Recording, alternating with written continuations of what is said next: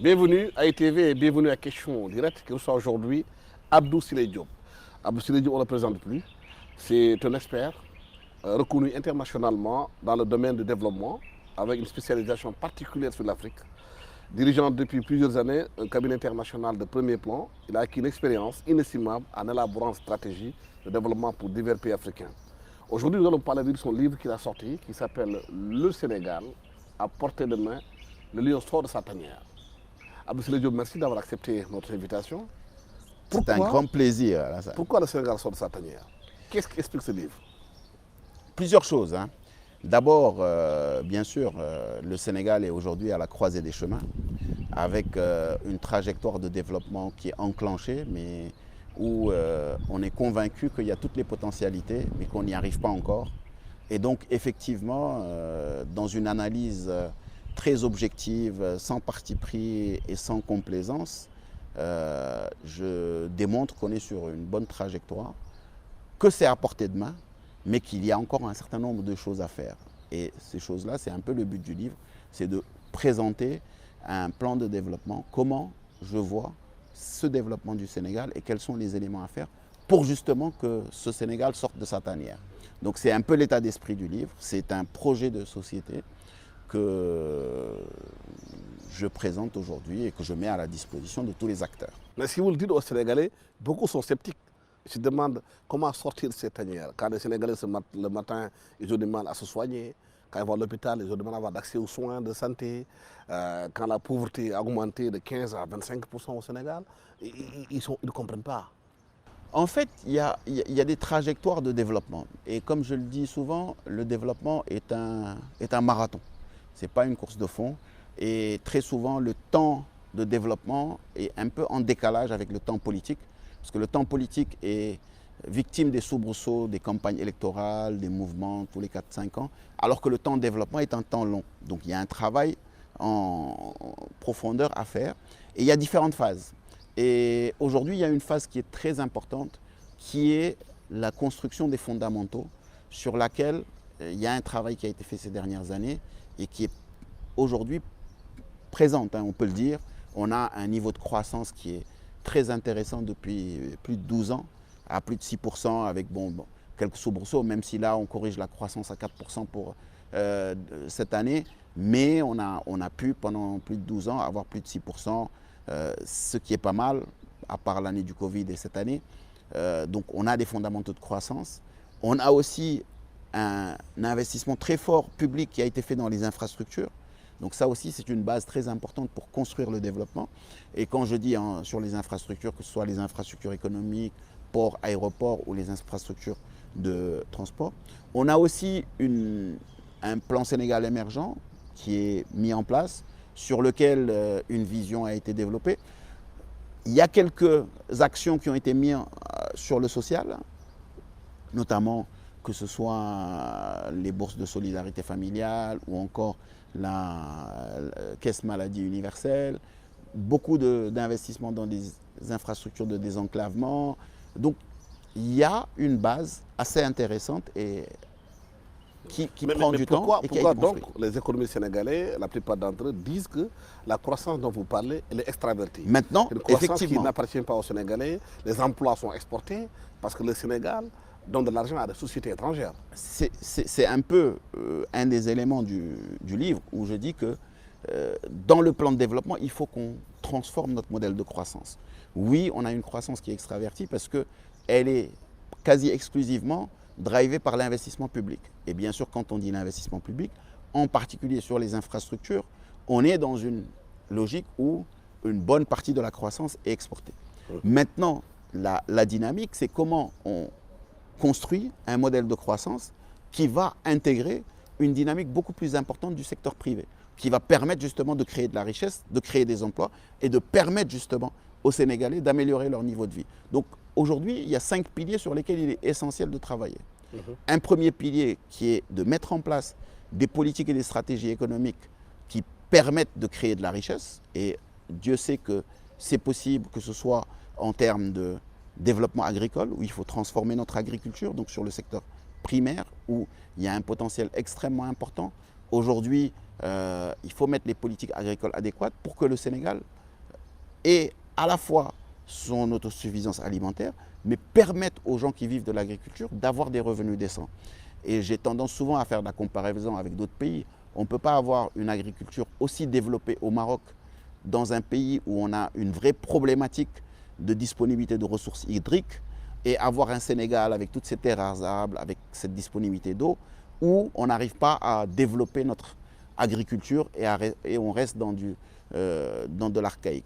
C'est pareil pour le secteur secondaire. Il faut qu'on ait beaucoup plus de transformation de nos produits, et en particulier de nos produits agricoles, de nos industries minières, que notre phosphate et notre gaz nous permettent d'avoir une vraie industrie de l'engrais, que derrière, sur le tertiaire, on puisse travailler pour transformer notre économie du tertiaire en ayant plus de services, notamment dans le numérique, que le tourisme, qu'on puisse, sur le tourisme, à travers l'initiative privée, développer le secteur touristique, vu toutes les potentialités du Sénégal.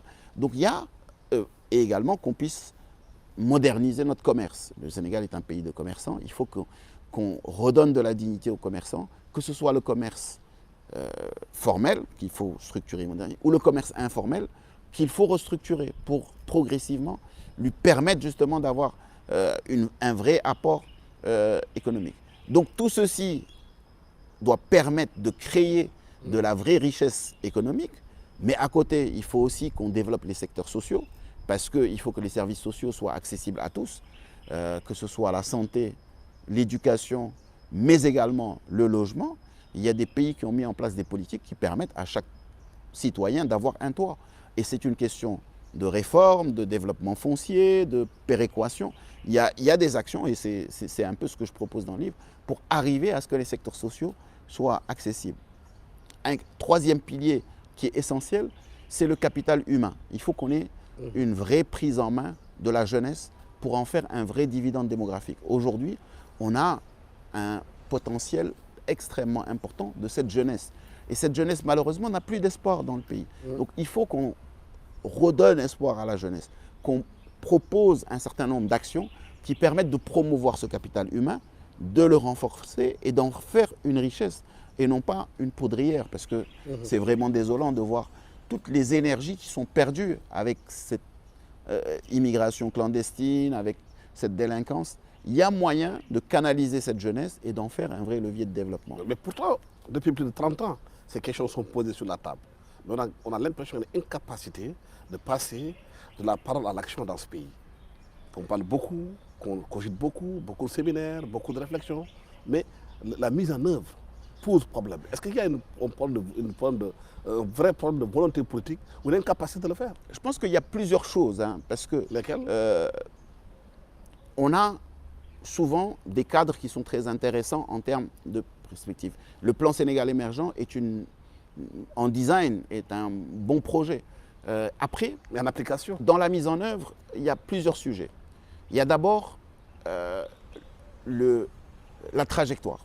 Quand on est dans une trajectoire de développement, il faut qu'on évite d'être trop pollué par les impératifs d'électorat ou d'enjeux politiques du moment. Parce que ça nous dévie de notre trajectoire et ça pousse à utiliser des ressources, des peu de ressources qu'on a, pour des besoins ponctuels qui sont peut-être à plus fort dividende électoraliste, qui permettent d'avoir des voix, mais ça obère toute la trajectoire qu'on s'était fixée pour l'avenir. Donc ça a toujours pollué. L'autre élément, c'est comment on structure les politiques publiques, comment on les implémente et comment on les évalue. Et surtout, ce qu'on appelle la reddition des comptes, où chaque acteur public a des objectifs sur lesquels il s'engage et qu'on évalue et qu'on sanctionne. Parce que ça aussi, c'est très important. On est très peu dans l'évaluation des politiques publiques. Or, quand on met en place une stratégie, il faut qu'on puisse évaluer systématiquement tous les acteurs politiques. Que lorsqu'on a confié une mission à Samba ou Mademba, que ce soit sur une base très claire, donc un projet, et qu'à un moment, on l'évalue et qu'on décide est-ce qu'il a fait des résultats ou pas de résultats. Donc ça, c'est important. Il y a aussi un élément très important, c'est comment on choisit les hommes qui tracent cette politique. Très souvent, moi je le dis, et ça ne plaît pas à beaucoup de gens, mais un dirigeant a un devoir d'ingratitude. Pourquoi un devoir d'ingratitude? C'est qu'à un moment, on a des équipes de campagne qui nous permettent d'accéder au pouvoir. Il faut que tout le monde soit convaincu que quand ils se sont engagés pour accéder au pouvoir, ce n'est pas pour avoir des postes. C'est surtout parce qu'ils croient au projet de la personne. Et que la personne aussi soit convaincue qu'elle n'a pas un devoir de donner des postes à tous ceux qui sont ses proches ou des gens qui, peut-être de son environnement. Il y a des gens qui sont bien pour mobiliser des hommes, il y a des gens qui sont bien pour mettre en œuvre.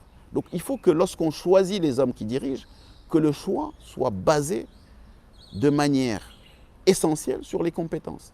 Et ça nous amène à la méthode avec laquelle on nomme les acteurs publics qui dirigent et qui mettent en œuvre les politiques. Mais est-ce que ça ne repose pas la question de fond de la limitation des mandats dans nos pays? Certains disent qu'un président qui vient pour 5 ans, il a moins de temps pour faire le travail qu'il doit faire, le programme sur lequel il a été élu.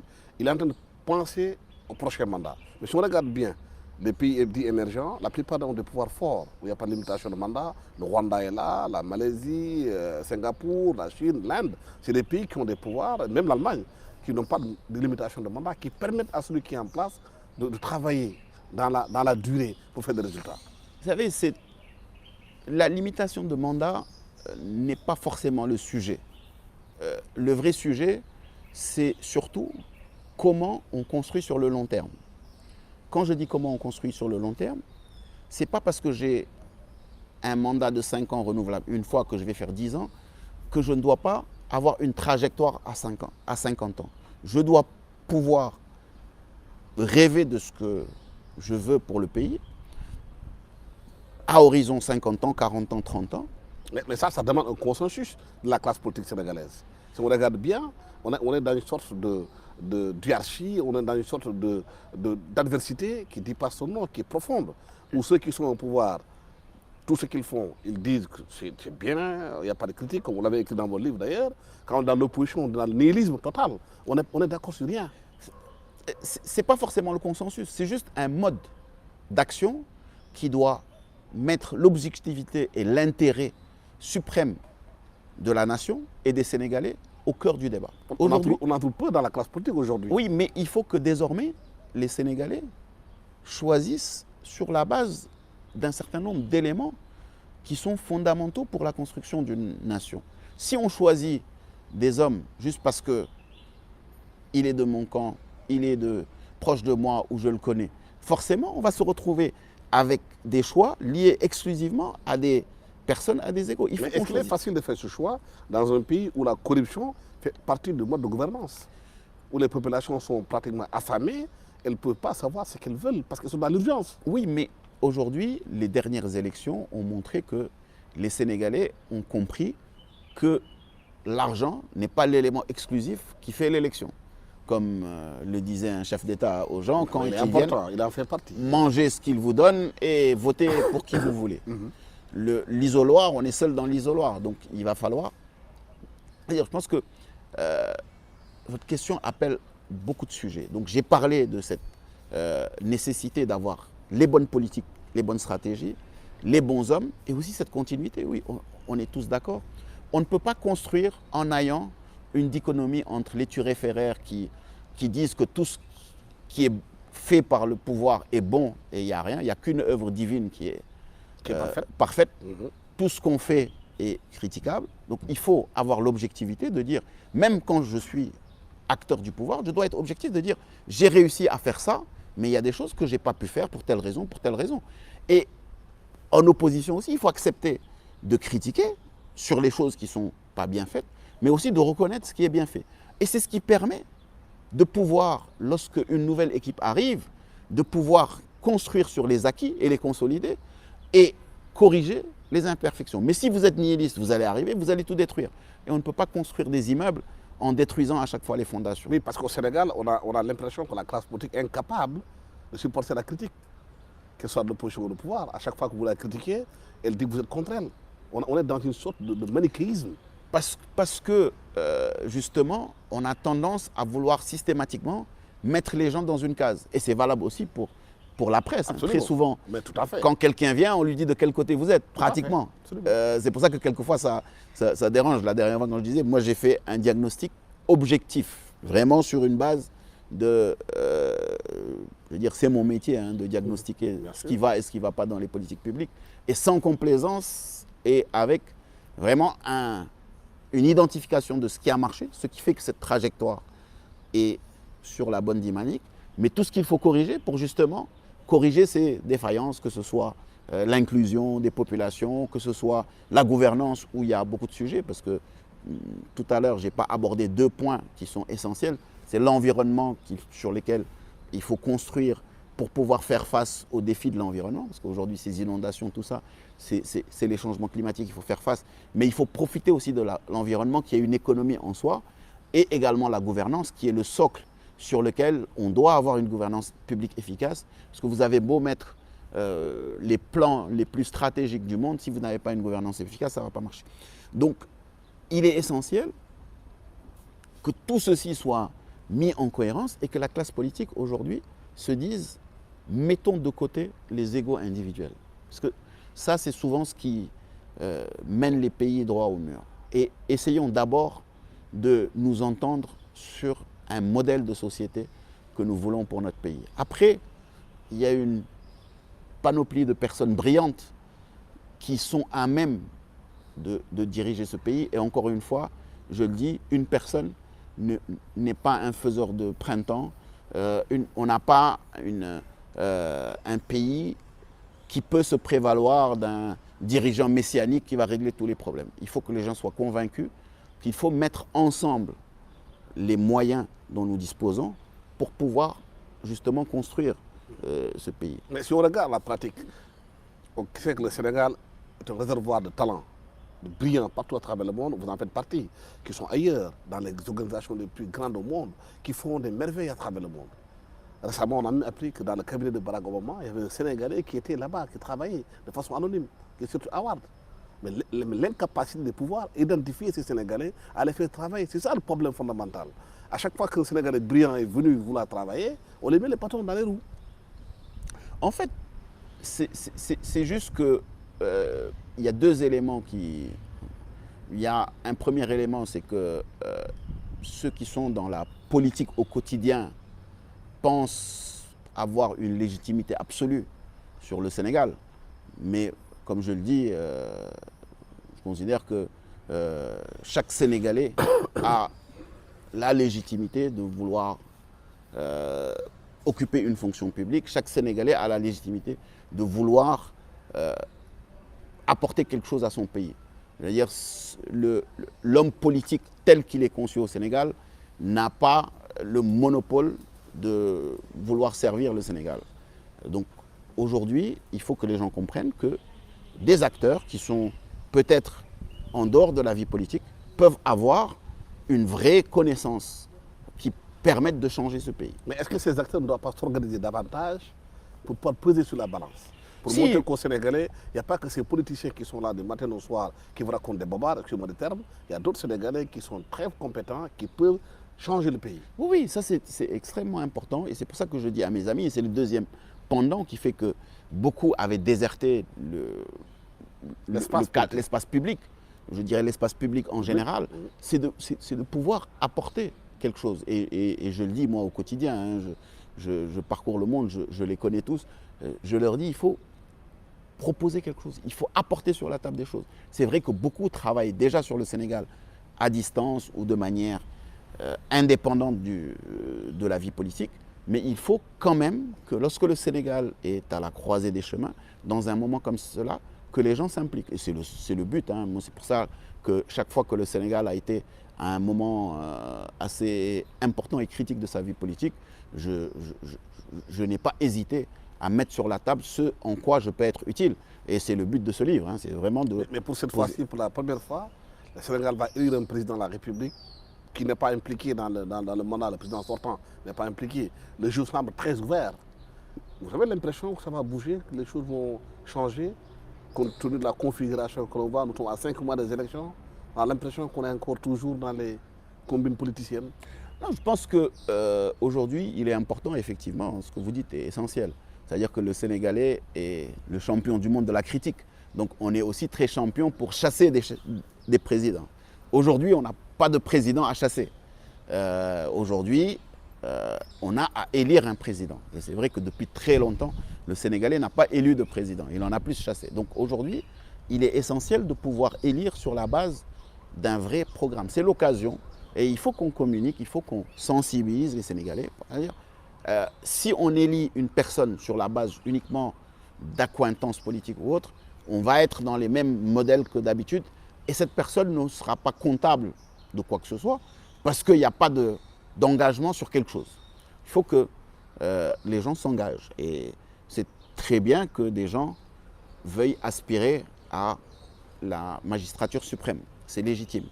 Mais il faut que quelqu'un qui se lève, qui veut accéder à la magistrature suprême, respecte à minima le peuple sénégalais. Et le respect commence par prendre le temps pour élaborer un projet de société et venir le présenter au peuple. Ça, c'est essentiel. C'est un minimum. Le Sénégalais mérite un respect et il mérite que les gens prennent le temps pour proposer quelque chose. Ça, c'est un premier élément. Et le deuxième élément, pour le peuple, il faut que le peuple aussi comprenne que ce projet de société, pour lui, c'est son implication dans la gouvernance publique. C'est sa manière aussi de pouvoir, demain, imposer à cette personne des comptes, parce qu'il s'est engagé sur quelque chose. Donc je pense que c'est vraiment un salut de pouvoir juger des gens sur des programmes et de s'engager sur les programmes. Est-ce que pour vous, ce livre est un pas vers la candidature? Ce livre est un projet de société, ce que je considère comme le Sénégal que nous voulons pour nos enfants et pour nos petits-enfants. Il est une contribution au débat et il est aussi un document qui est utile pour la fondation du projet de société qui sera celui des années à venir. Maintenant, qui va le porter? La question n'est pas encore tranchée. Pour le moment, en tout cas, c'est un projet de société. Vous réfléchissez pour le porter un jour, dans les 5 mois qui arrivent? C'est possible? Je ne sais pas. Rien n'est... Vous avez l'avenir, personne ne sait. En tout cas, aujourd'hui, pour moi, et je répète encore une fois, le plus important, c'est qu'on ait un consensus sur le projet et qu'on se mette ensemble. Encore une fois, ce n'est pas un messie qui va venir transformer le pays, c'est un ensemble de ressources, des équipes qui vont... Donc l'idée, c'est d'abord qu'on voit quel Sénégal nous voulons et quelles sont ces ressources qui vont travailler autour.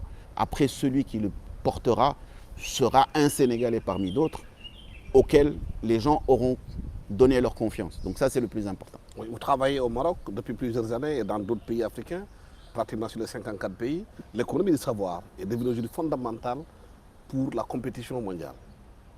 Est-ce qu'au Sénégal, vous avez l'impression que l'économie du savoir est au centre des débats?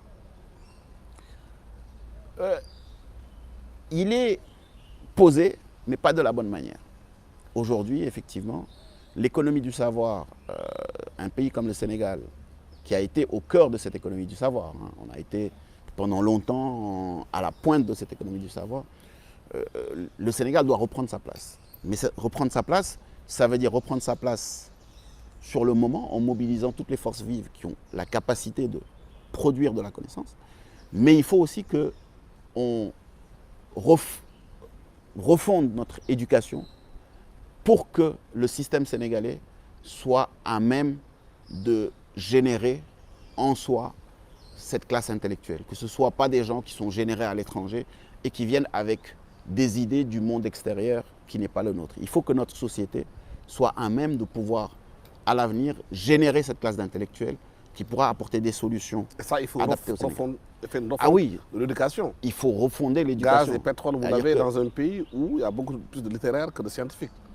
Aujourd'hui, Ce que je dis, il faut remettre le numérique au cœur de l'éducation même primaire, hein, comme je le dis souvent. Moi, ce programme de donner des ordinateurs aux étudiants, j'aurais plus tendance à privilégier Les enfants, les enfants du primaire qui, eux, à la case des tout petits. sont déjà dans ce monde du numérique, plutôt que d'aller vers d'autres engagements.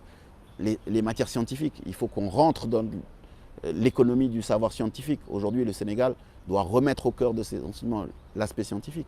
Et bien sûr, les métiers manuels. Parce que le savoir, ce n'est pas uniquement le savoir intellectuel, c'est aussi pouvoir avoir ce savoir manuel.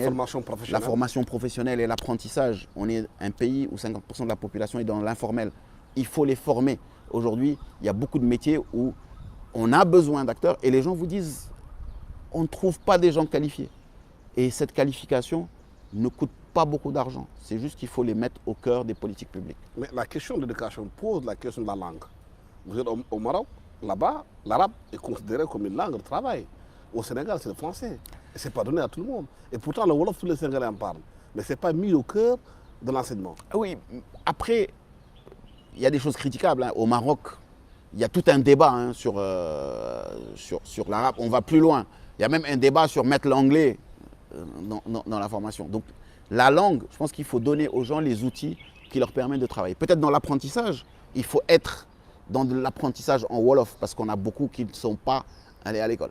Peut-être que dans les business schools, on doit être en anglais. Peut-être que dans les cursus de formation, on doit mettre un peu plus d'anglais.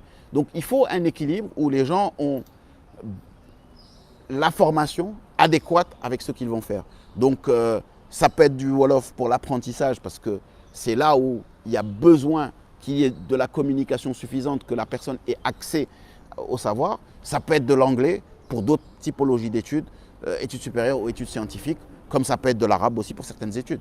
Il ne faut pas qu'on soit dogmatique sur la langue. Et moi, je ne suis pas dogmatique sur le sujet. Moi, je suis très pragmatique. Hein. Moi, je suis un pragmatique. Pour moi, on doit dépasser les dogmes, on doit dépasser les clivages, on doit rentrer dans un pragmatisme.